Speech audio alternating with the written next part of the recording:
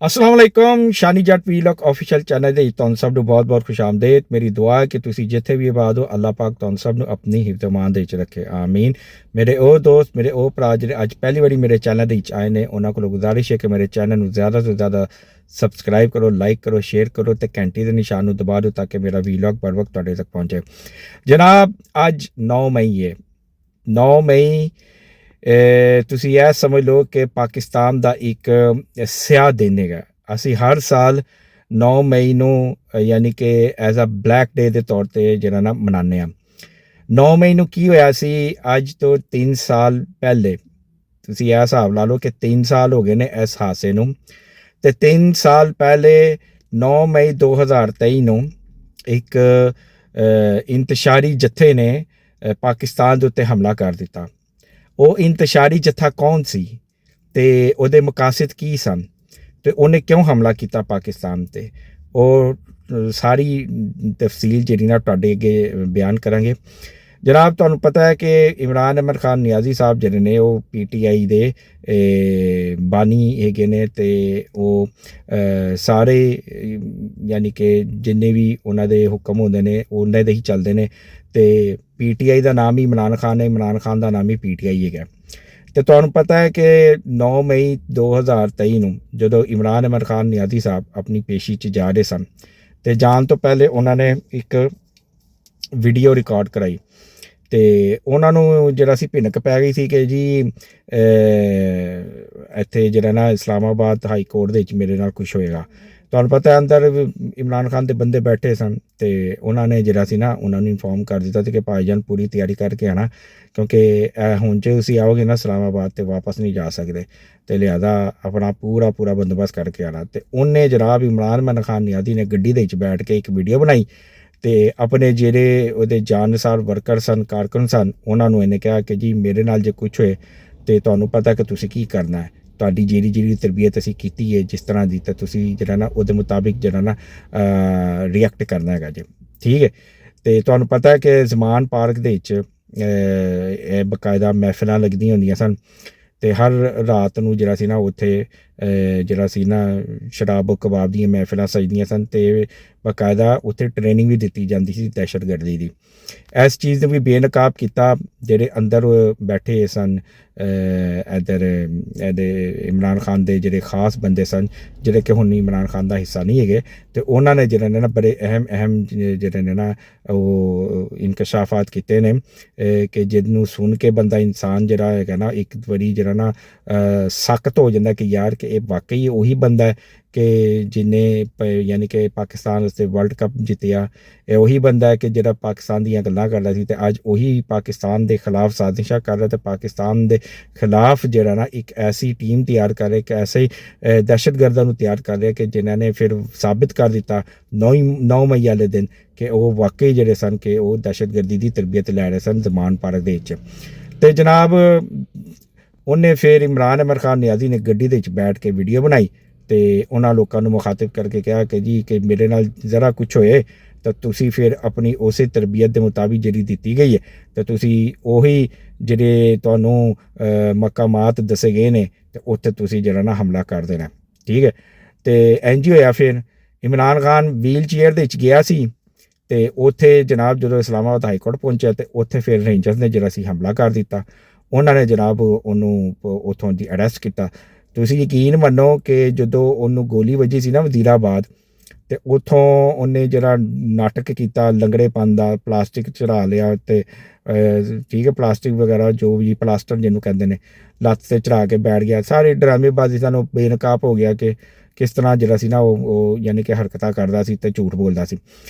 ਪਰ ਰੇਂਜਰ ਨੇ ਜਦੋਂ ਉਹਨੂੰ ਵੀਲ ਚੇਅਰ ਤੋਂ ਚੁੱਕਿਆ ਤਾਂ ਸਿੱਧਾ ਖੜਾ ਹੋ ਗਿਆ ਅਤੇ ਬਾਕਾਇਦਾ ਦੌੜਦਾ ਹੋਇਆ ਜਿਹੜਾ ਸੀ ਨਾ ਅਤੇ ਉਹ ਪੁਲਿਸ ਦੀ ਗੱਡੀ ਦੇ ਵਿੱਚ ਬੈਠ ਗਿਆ ਜਾ ਕੇ, ਠੀਕ ਹੈ। ਅਤੇ ਉਹ ਤੋਂ ਬਾਅਦ ਫਿਰ ਕੀ ਹੋਇਆ ਜਨਾਬ, ਜਦੋਂ ਉਹਨੂੰ ਅਰੈਸਟ ਕੀਤਾ ਗਿਆ ਇਮਰਾਨ ਖਾਨ ਨੂੰ ਅਤੇ ਉਹਨੂੰ ਜਦੋਂ ਲੈ ਕੇ ਜਾਇਆ ਗਿਆ ਉਹਦੀ ਵੀਡੀਓ ਬਣੀ, ਉਹ ਵਾਇਰਲ ਹੋਈ ਜੰਗਲ ਦੇ ਵਿੱਚ ਅੱਗ ਦੀ ਤਰ੍ਹਾਂ। ਜੋ ਹੀ ਉਹ ਵਾਇਰਲ ਹੋਈ ਅਤੇ ਜਿਹੜੇ PTI ਦੇ ਹੈਗੇ ਸਨ ਵਰਕਰ ਕਾਰਕੁਨ ਉਹਨਾਂ ਨੇ ਜਨਾਬ ਹਮਲਾ ਕਰ ਦਿੱਤਾ। ਹਮਲਾ ਕਿਹਦੇ 'ਤੇ ਕੀਤਾ? ਪਾਕਿਸਤਾਨ ਦੀ ਰਿਆਸਤ 'ਤੇ, GHQ ਦੇ ਉੱਤੇ। ਪਾਕਿਸਤਾਨ ਦੀ ਫੌਜੀ ਤਨਸੀਬਾਤ ਦੇ ਉੱਤੇ ਹਮਲੇ ਕਰ ਦਿੱਤੇ ਉਹਨਾਂ ਨੇ। ਫਿਰ ਮੀਆਂਵਾਲੀ 에ਅਰਬੇਸ ਦੇ ਉੱਤੇ ਹਮਲਾ ਕਰ ਦਿੱਤਾ। ਲਾਹੌਰ ਦੇ ਵਿੱਚ ਜਿਹੜਾ ਸੀ ਜਿਨਾਹ ਹਾਊਸ ਦੇ ਉੱਤੇ ਉਹਨਾਂ ਨੇ ਹਮਲਾ ਕਰ ਦਿੱਤਾ, ਤੋੜ ਫੋੜ ਕੀਤੀ, ਜਲਾਓ ਗਰਾਓ ਕਰ ਦਿੱਤਾ, ਯਾਨੀ ਕਿ ਸਾੜ ਸੂੜ ਕੇ ਰੱਖ ਦਿੱਤਾ ਜਿਨਾਹ ਹਾਊਸ ਨੂੰ। ਰੇਡੀਓ ਸਟੇਸ਼ਨ ਜਿਹੜਾ ਸੀ ਪਿਸ਼ਾਵਰ ਦਾ, ਉਹਦਾ ਗੇਟ ਤੋੜ ਦਿੱਤਾ। ਕਰਾਚੀ ਦੇ ਵਿੱਚ ਉਹਨਾਂ ਨੇ, ਯਾਨੀ ਕਿ ਪੂਰੇ ਪਾਕਿਸਤਾਨ ਦੇ ਵਿੱਚ ਜਿਹੜਾ ਸੀ ਨਾ ਇਹਨਾਂ ਨੇ ਟਾਰਗੇਟਡ ਜਿਹੜੇ ਸੀ ਨਾ ਹਮਲੇ ਕੀਤੇ। ਅਤੇ ਜਿਹੜੇ ਸੀ ਨਾ ਇਹਨਾਂ ਨੇ ਪੂਰੀ ਮਨਸੂਬਾਬੰਦੀ ਦੇ ਨਾਲ ਪਾਕਿਸਤਾਨ ਦੀ ਰਿਆਸਤ ਨੂੰ ਜਿਹੜਾ ਨਾ ਬੜਾ ਗਹਿਰਾ ਜ਼ਖਮ ਪਹੁੰਚਾਇਆ। ਸਾਡੇ ਸ਼ੋਹਦਾ ਜਿਨ੍ਹਾਂ ਨੇ ਆਪਣੀਆਂ ਜਾਨਾਂ ਦਾ ਨਜ਼ਰਾਨਾ ਪੇਸ਼ ਕੀਤਾ 1965 ਦੀ ਜੰਗ, 1971 ਦੀ ਜੰਗ ਅਤੇ ਕਾਰਗਿਲ ਦੀ ਜੰਗ ਦੇ ਵਿੱਚ, ਜਿਸ ਤਰ੍ਹਾਂ ਉਹਨਾਂ ਨੇ ਆਪਣੀ ਜਾਨਾਂ ਦਾ ਨਜ਼ਰਾਨਾ ਪੇਸ਼ ਕੀਤਾ, ਉਹਨਾਂ ਦੇ ਜਿਹੜੇ ਸਨ ਮੋਨੂਮੈਂਟਸ ਜਿਹੜੇ ਸਨ ਉਹਨਾਂ ਨੂੰ ਇਹਨਾਂ ਨੇ ਤੋੜਿਆ, ਜਲਾ ਦਿੱਤਾ ਫੜ ਕੇ। ਠੀਕ ਹੈ, ਬਹੁਤ ਯਾਨੀ ਕਿ ਯਕੀਨ ਮੰਨੋ ਇਹਨਾਂ ਨੇ ਕਈ ਮਾਵਾਂ ਦੀ ਜਿਹੜੀ ਸੀ ਨਾ ਉਹ ਜਿਹੜੀ ਗੋਦ ਉਜੜ ਗਈ ਸੀ, ਜਿਹੜੀ ਉਹਨਾਂ ਨੇ ਆਪਣੇ ਵਤਨ ਵਾਸਤੇ ਕੁਰਬਾਨ ਕਰ ਦਿੱਤੀ, ਉਹ ਦੁਬਾਰਾ ਇਹਨਾਂ ਨੇ ਜਿਹੜੇ ਸੀ ਨਾ ਉਹ ਜ਼ਖਮੀ ਕਰ ਦਿੱਤੀ। ਕਈ ਭੈਣਾਂ ਨੂੰ ਰੁਲਾਇਆ, ਕਈ ਬੀਵੀਆਂ ਨੂੰ ਰੁਲਾ ਦਿੱਤਾ, ਕਈ ਬੱਚਿਆਂ ਨੂੰ ਰੁਲਾ ਦਿੱਤਾ, ਜਿਨ੍ਹਾਂ ਦੇ ਬਾਪ ਨੇ ਜਿਹੜਾ ਸੀ ਨਾ ਆਪਣੀ ਜਾਨ ਕੁਰਬਾਨ ਕਰਕੇ ਆਪਣੇ ਬੱਚਿਆਂ ਨੂੰ ਯਤੀਮ ਕਰ ਦਿੱਤਾ ਸਿਰਫ ਪਾਕਿਸਤਾਨ ਵਾਸਤੇ। ਅਤੇ ਇਹ ਜੱਥਾ ਸੀ ਜਨਾਬ ਕਿ ਜਿਹੜਾ ਸਿਆਸਤ ਦੀ ਆੜ ਦੇ ਵਿੱਚ ਜਿਹੜਾ ਨਾ ਇੰਤਸ਼ਾਰ ਫੈਲਾਉਂਦਾ, ਜਿਹਦਾ ਨਾਮ PTI ਹੈਗਾ ਅਤੇ ਜਿਹਦਾ ਸਰਬਰਾਹ ਹੈਗਾ ਇਮਰਾਨ ਅਹਿਮਦ ਖਾਨ ਨਿਆਜ਼ੀ, ਅਤੇ ਉਹਦੇ ਜਿਹੜੇ ਕਰਿੰਦੇ ਹੈਗੇ ਨੇ ਉਹ ਯਕੀਨ ਮੰਨੋ ਕਿ ਉਹ ਇਸ ਟਾਈਮ ਜਾਨਵਰ ਤੋਂ ਵੀ ਬਦਤਰ ਹੈਗੇ ਨੇ। ਅਤੇ ਅਸੀਂ ਇਹਨਾਂ ਨੂੰ ਯੂਥੀਆ ਕਹਿੰਦੇ ਹਾਂ, ਇਹਨਾਂ ਨੂੰ ਅਸੀਂ ਜਾਹਿਲ ਕਹਿੰਦੇ ਹਾਂ, ਜ਼ਹਿਨੀ ਮਰੀਜ਼ ਕਹਿੰਦੇ ਹਾਂ, ਜ਼ੋਂਬੀਜ਼ ਕਹਿੰਦੇ ਹਾਂ ਇਹਨਾਂ ਨੂੰ, ਕਿ ਜਿਨ੍ਹਾਂ ਨੇ ਇਸ ਤਰ੍ਹਾਂ ਦੇ ਹਰਕਤ ਕਰਕੇ ਨਾ ਸਿਰਫ ਪਾਕਿਸਤਾਨ ਦੇ ਵਿੱਚ ਬਲਕਿ ਪਾਕਿਸਤਾਨ ਤੋਂ ਬਾਹਰ ਜਿੰਨੇ ਵੀ ਪਾਕਿਸਤਾਨ ਦੇ ਦੁਸ਼ਮਣ ਸੀ ਉਹਨਾਂ ਨੂੰ ਖੁਸ਼ ਕੀਤਾ, ਖਾਸ ਕਰ ਇੰਡੀਆ ਨੂੰ।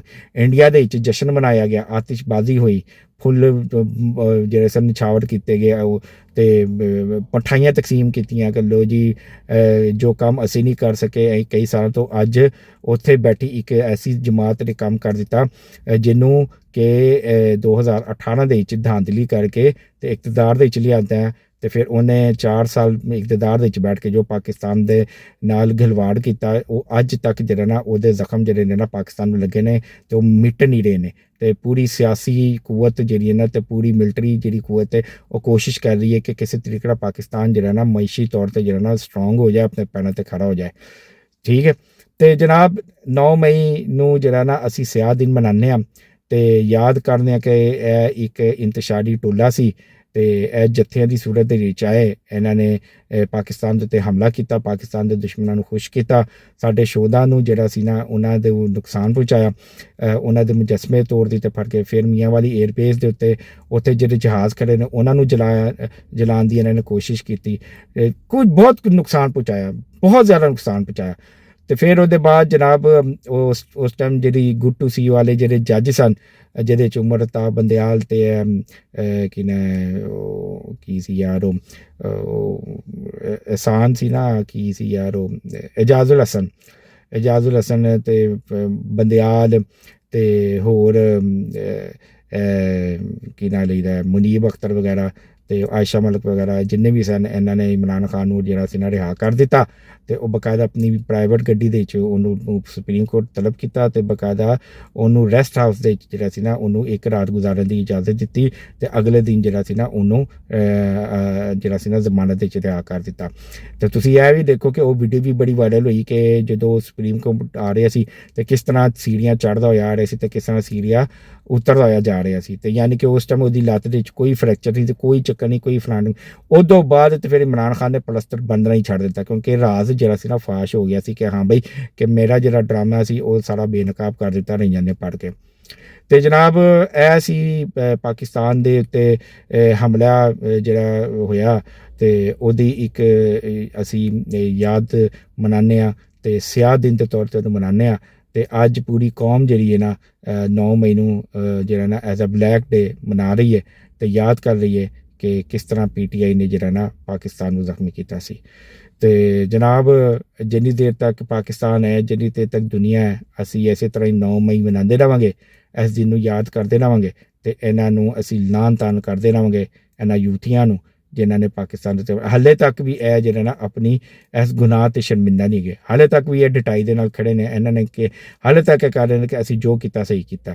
ਤੇ ਤੁਸੀਂ ਬਸ ਇਹ ਹਿਸਾਬ ਲਾ ਲਓ ਕਿ ਜਿੰਨੇ ਵੀ ਓਵਰਸੀਜ਼ ਪਾਕਿਸਤਾਨੀ ਹੈਗੇ ਨੇ, UTA ਇਮਰਾਨ ਤੇ ਜਿਹੜੇ ਪਾਕਿਸਤਾਨ ਦੇ ਅੰਦਰ ਬੈਠੇ ਨੇ UTA ਤੇ ਇਮਰਾਨ, ਇਹ ਡੈਫੀਨੇਟਲੀ ਜਨਾਬ ਇਹ ਪਾਕਿਸਤਾਨ ਦੇ ਕੋਈ ਮੁਹਸਨ ਨਹੀਂ ਹੈਗੇ, ਇਹ ਪਾਕਿਸਤਾਨ ਦੇ ਦੁਸ਼ਮਣ ਨੇ।